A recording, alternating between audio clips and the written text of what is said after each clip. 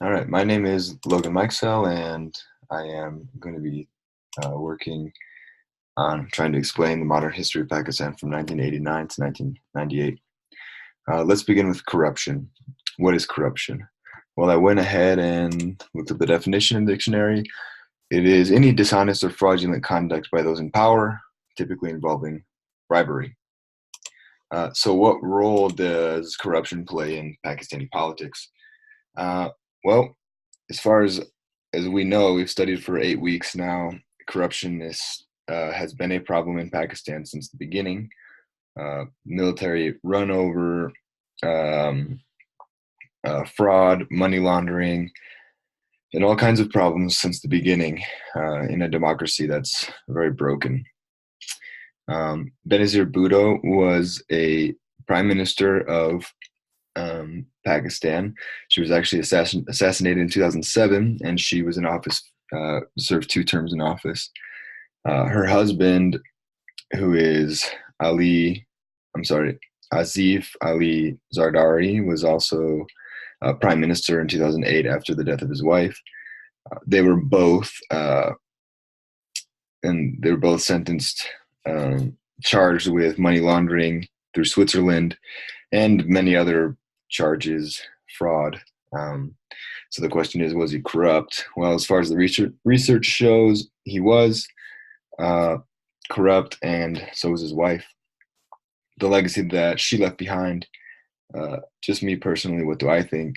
I think that she was the first woman to be elected in a Muslim democracy as a prime minister, as any head of the government, actually.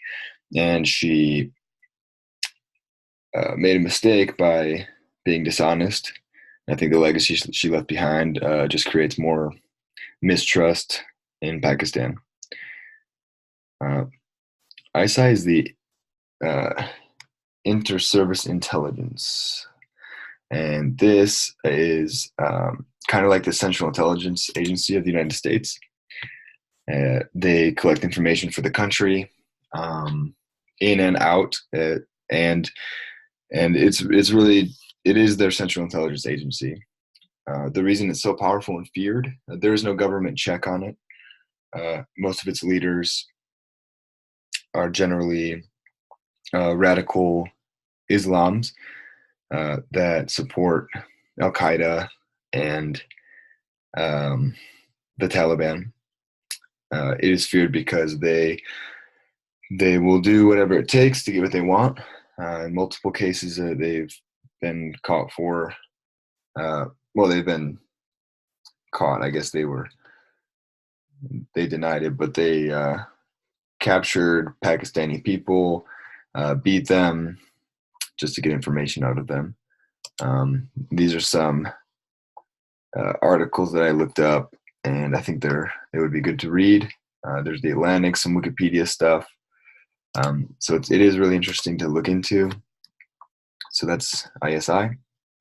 Nawaz Sharif was a prime minister as well, noted to be one of the wealthiest men in Pakistan, net worth of 1.6 billion rupees, and was sentenced to prison after his first term in 1997. He came back in 2011 and served as prime minister again to 2013, and then was sentenced to 10 more years in prison.